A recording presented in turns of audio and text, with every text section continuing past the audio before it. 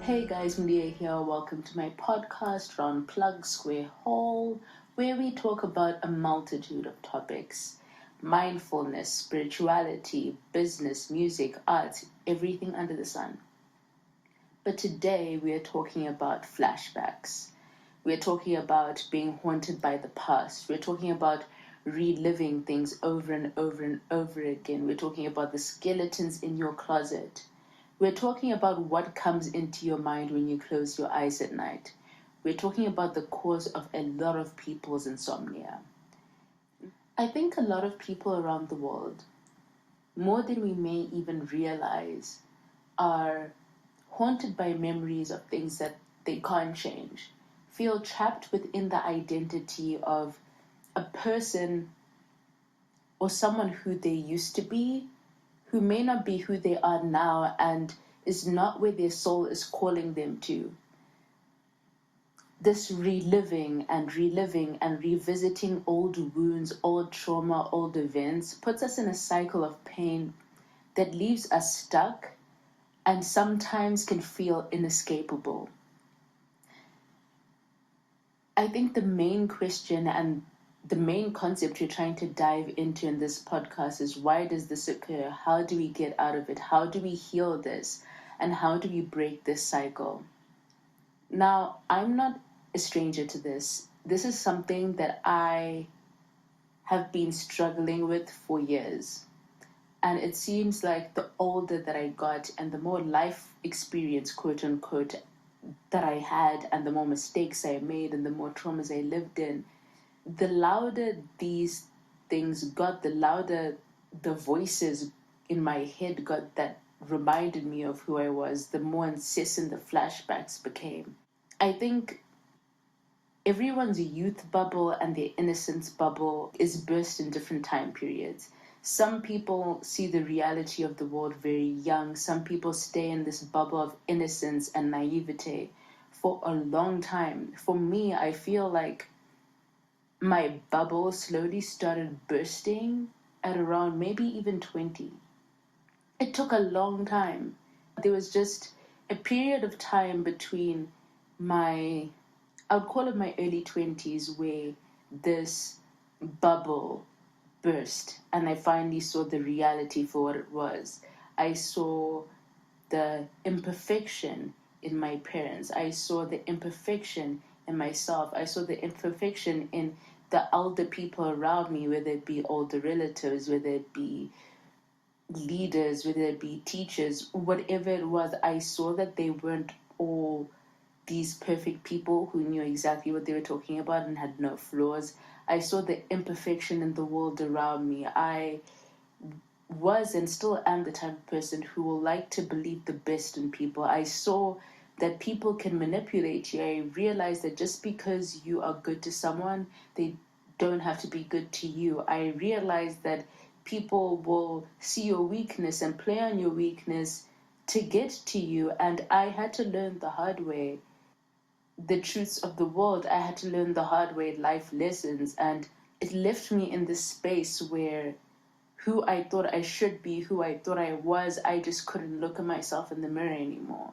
Cue in the flashbacks. When I would want to go to bed and close my eyes, it's like scenes started playing over and over and over and over again about things that happened, about who I was, about everything.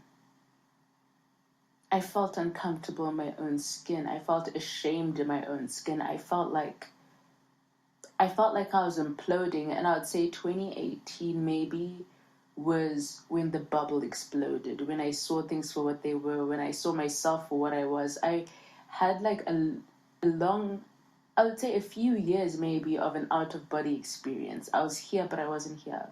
It's like I was watching myself live every day. I was a spectator in my own life. I detached from reality because I couldn't deal with it. And it's like suddenly the self that was out of my body and the vessel itself just slammed together, and reality dawned in, and the bubble officially burst. It was cracking, it was breaking. it was falling apart, but like at that moment it exploded and then I imploded as a result.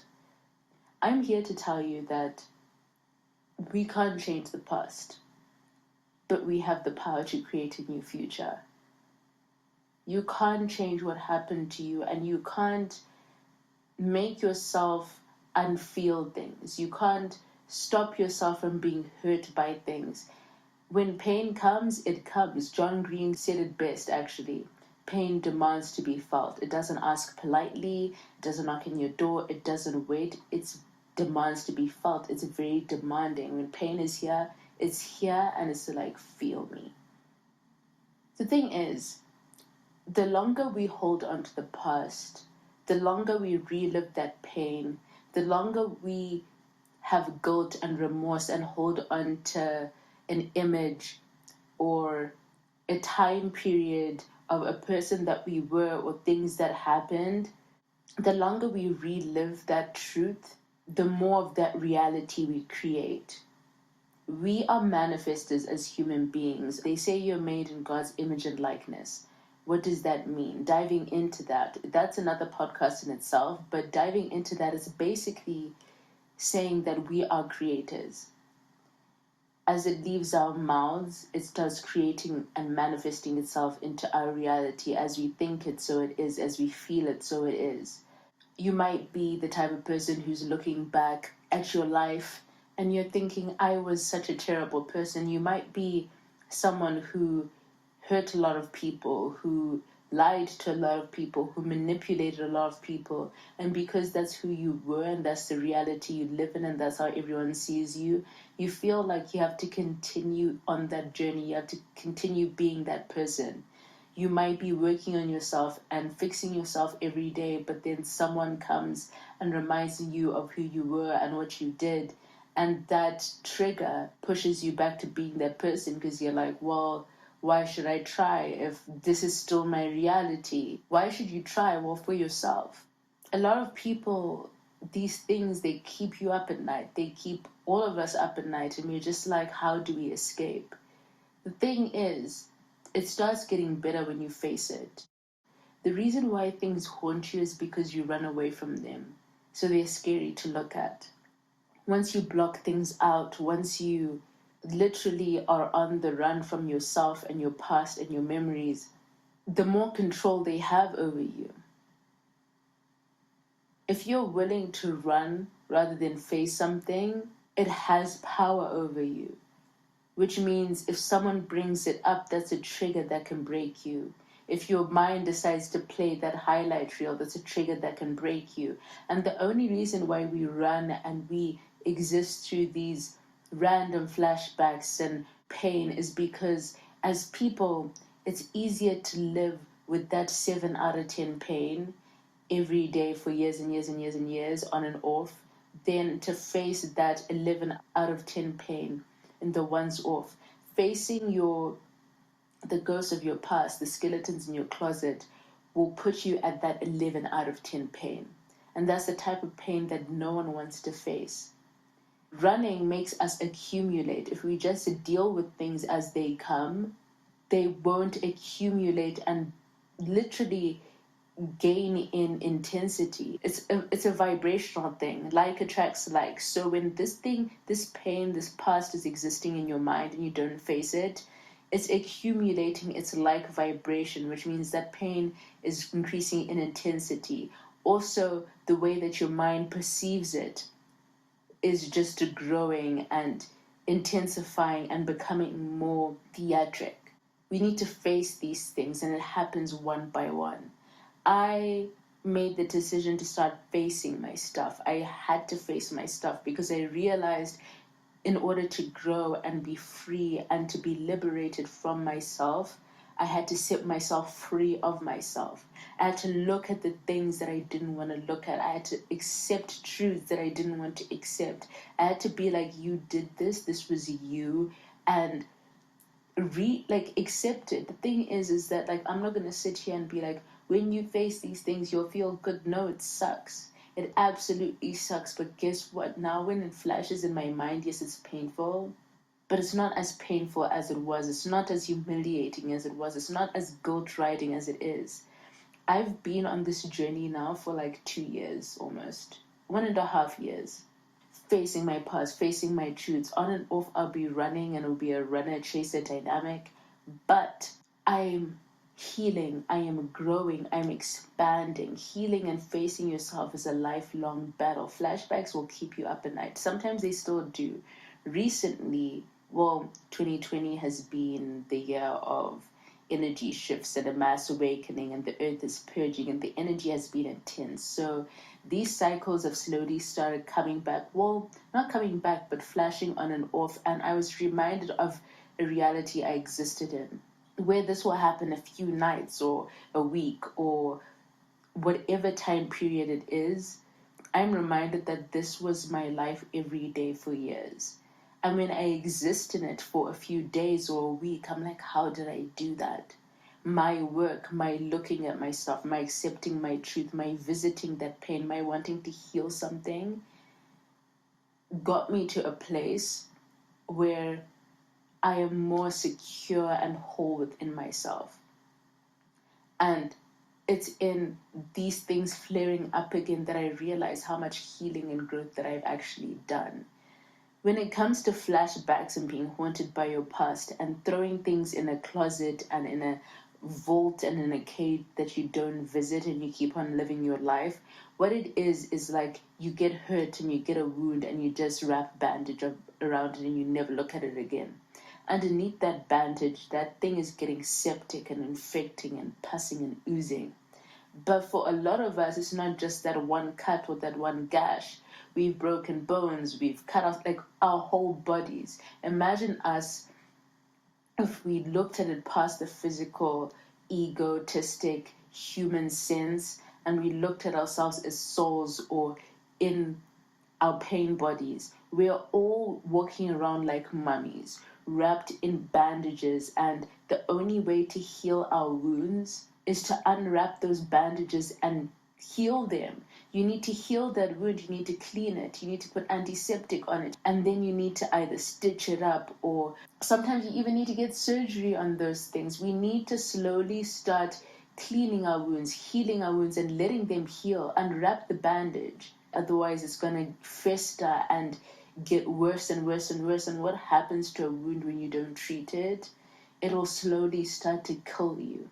Now imagine all of us covered head to toe with these wounds that we just wrap up without treating. Not treating a wound can make you have a limb amputated, and then eventually it will get so bad that it starts killing you. A lot of us are walking around on the brink of death, and then we wonder why suicide rates have gone up and drug use, especially in younger people, has gone up exponentially. Is because we don't have any coping mechanisms, we don't have any techniques, we don't have the tools to deal with things, because bigger, truer, real life things are happening to kids, adolescents, and young adults every single day. Rape rates have gone up, sexual assault, like abuse, verbal, physical, mind games. Like people are exposed to so much, and it's like the people who are supposed to help you, the older generation, you can't even go to them because there's this gap and this wall where bringing forth your stuff will lead you to be shouted at or judged or accused, and it's not an open dialogue. So what do? We internalize, end up finding vices to numb it out, alcohol, whatever it is, drugs, because without them it gets very loud. What happened to you, your past, things that people did to you, abuse, whatever it is, plays over and over and over in your mind. You're left alone with your mind. You're left alone with your own devices, which is why isolation during quarantine in this coronavirus season is hard for a lot of people, because they're left with themselves. In this time right now, people stay running away from themselves. The flashbacks, the pain is just something that we as human beings can't deal with right now. We can't deal with ourselves. But we need to start facing ourselves. It's scary and it'll hurt, but one step at a time, one piece at a time. You look at that event. Someone hurt you, someone abused you. You have to look at it and be like, this happened. And start digesting that it happened. Denial is one hell of a thing because it makes it so that when you start seeing the truth, it scares you so much you have to sprint away. Once you accept the truth, you know it's the truth. So that sprint turns into a jog, turns into a walk, turns into I'm facing it. It loses its power, it loses its momentum, and it loses its ability to put you through so much pain. I know I'm speaking to someone right now when I say it's time to face it. It's time to digest it, and it's time to stop running. You need to take your power back.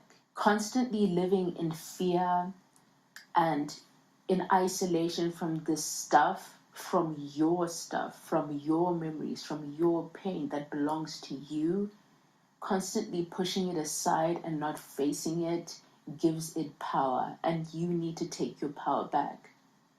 Who you were doesn't have to be who you're going to be. What happened doesn't have to take control and set the narrative for the rest of your life.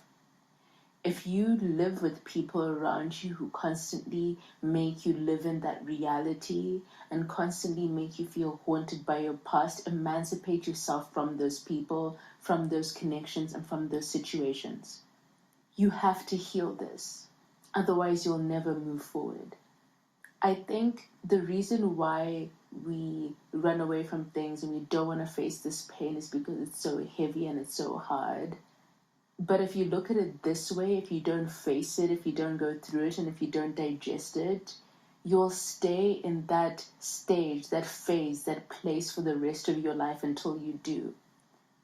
We need to find healthier coping mechanisms. When something happens, we have to go through the stages of acceptance and processing it and digesting it. Feel that pain, feel that anger, feel that grief. You have to feel it because it's going to exist in your mind and in your field until you do. And the longer it lives and exists in your field, the more intensity it builds, the more power it has, and the more power it takes away from you. The funniest thing is that the person or the things that take the most power away from us is ourself and our stuff. The moment we're able to face ourselves and our stuff, we start taking the power back. It doesn't mean that the pain is going to go away overnight. It doesn't mean that the flashbacks are going to stop completely. But it does mean that it will become more bearable. It does mean you'll take your power back. And it also means that you're able to start creating a new reality where you're not bound by them. You're not bound by the past. You're not bound by the pain. You're not bound by your truths because you're creating new truths, new reality, new happiness, new faith, new love, new light. The more light you bring into your life, the less space darkness has. And the thing is, if you put things in a closet, in a cage, and in a vault that you don't access and you just stuff your stuff into, that is darkness. Bring more light in and will shine light on the darkness and show it to you for what it is. There are certain things I couldn't digest or process or look at. And now when I look at them, I'm like, that was bad, that sucks. It still brings pain in my soul and my spirit. But it's not one of those things that make me roll over, scream, and try and block it out and like stay awake for 3 days, because it doesn't have that amount of power over me anymore. It'll hurt for years to come, but it's not that blunt knife drawing a gash from the top of my spine to the bottom of my feet type of pain anymore. It's bearable, it's digestible, and that's the whole point. Start looking at it. Writing helped me so much. Grab your phone and go to the note app and let it all out. The reason why a lot of this stuff haunts us and holds itself over our heads is because we can't even have the dialogue. We can't talk to anyone about this because we can't even talk to ourselves about it. So it's bottled in, and it's bottled in, and it's something that we don't speak about at all to anyone. I went through a stage where I couldn't even talk about certain things with psychologists because I was just so ashamed and it hurt me so much. But just write. Whether you're a writer or not, just write it out. Once you put it somewhere, it relieves the burden off of yourself. Talk about it. Go outside and talk to yourself. Once it's out there, like, it lifts the burden off your spirit, your soul, your mind, and slowly but surely you start to heal. Start meditating and clearing your field. What meditation does is it clears you, it centers you, and it stills your mind. Slowly but surely your mind will lack the chaos that it has, and you'll be able to see things more clearly. Your burdens become less heavy, and the constant and incessant thoughts slow their pace till they don't exist anymore and will be less frequent. Surround yourself with people who you resonate with more. A lot of the time, these things that hold themselves over us and our pains make us feel like we deserve a certain reality and a certain dynamic and certain relationships.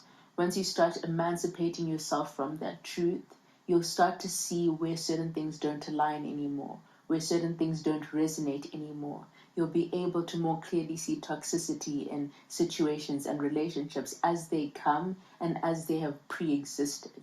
It'll give you your power back, which means that you'll be able to emancipate yourself from those situations, remove yourself from those situations, cut off relationships that you never had the power to cut off before because you felt like you deserved them. You're going to start taking your power back.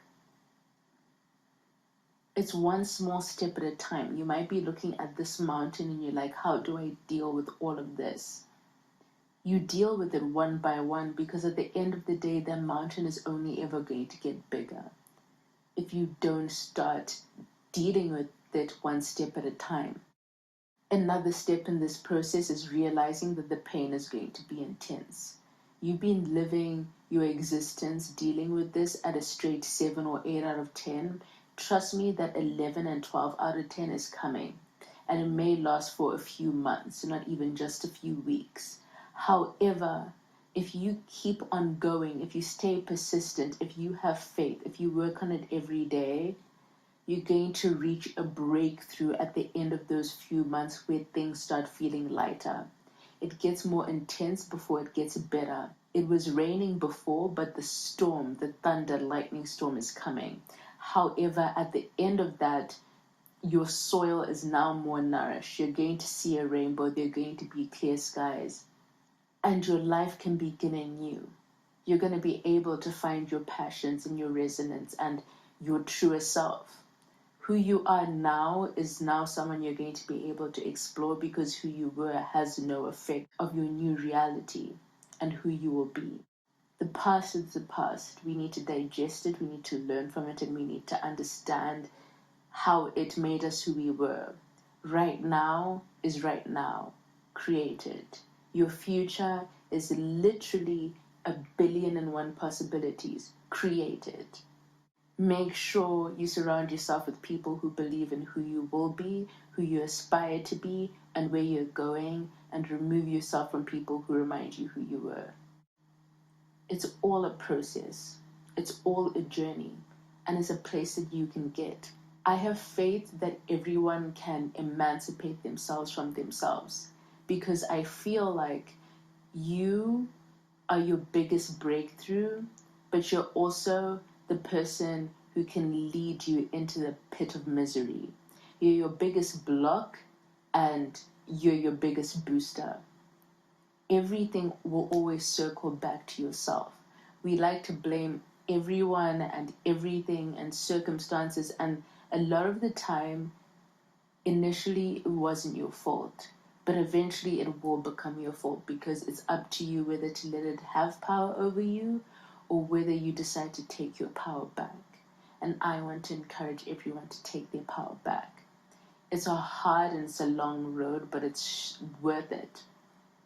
Rather take that year off, which I did. I literally took 2019 was about me growing my soul, growing my life, growing my spirit, healing myself, figuring out what I like, figuring out where I was, just making sense of everything. And even though in my mind I'm like, this is such a long time to be doing all of this stuff, I'm like, if I hadn't taken that time out for me to center, to heal, to figure things out, the next 10 years would have been null and void, because I would have stayed in this spiral, this tumble dryer cycle, this washing machine cycle, just going loop after loop after loop.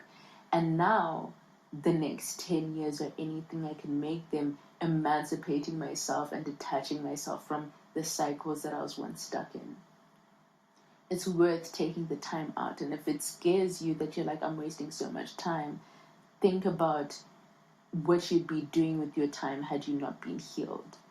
It's a process, and it's a place that you can achieve. It's a state of being that you can exist in, and we can take our power back. That's the main message that I want to put across today in this episode, is that you can take your power back, and it's up to you. Listen to positivity every day, whether it be a pastor or your TD Jakes, your Joyce Myers, whether it be your motivational speakers, your Eric Thomas, your motivational compilations on YouTube, whether it be a podcast. If you're listening to this, you're already in the process of bettering yourself. There are so many modes and like vessels of information, whether it be your sad gurus, whether it be your intuitives, your tarot card readers, your coaches, your soul coaches, whether it be someone that inspires you in your life that you ask to mentor you. Make sure you give yourself a dose of positivity every day. I started listening to music that pumps me up. I have this playlist that I made called Pumped Up. Songs like Lose Yourself, Eminem are in there, Hustlin', Freemason, things that are going to pump me up. I listen to that in the shower and I want to get things done. And once I emerge, I'm ready to take on anything. Remind yourself who you are. You need to remind yourself who you are.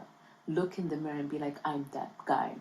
I'm that person. I'm going to do that thing. I'm going to take over the world. I'm going to achieve that. I'm going to win that Grammy. I'm going to be on Forbes 100. I'm going to do A, B, C, D, and E, because you can, because you will. Your mind is lying to you, telling you that you can't be that person. You can't do that because of certain things. But I'm here to tell you that you can do it and be that in spite of all those things. Remind yourself who you are. Take back your power, and this new reality is yours to create. I think we're going to end there. Thank you guys for listening to this podcast, and I hope this episode helped someone out there. It gets better. You will get through this, and I am here in all of my mediums, be it my YouTube channel, Simply Media, whether it be my music, whether it be my podcast, whatever it is, just zone in and I will literally be there for you in any way that I can. That's why I'm putting myself in so many different mediums, because I want to help as many people as I possibly can. You can do this. Light, love, and positivity your way. I'll catch you guys on the next one.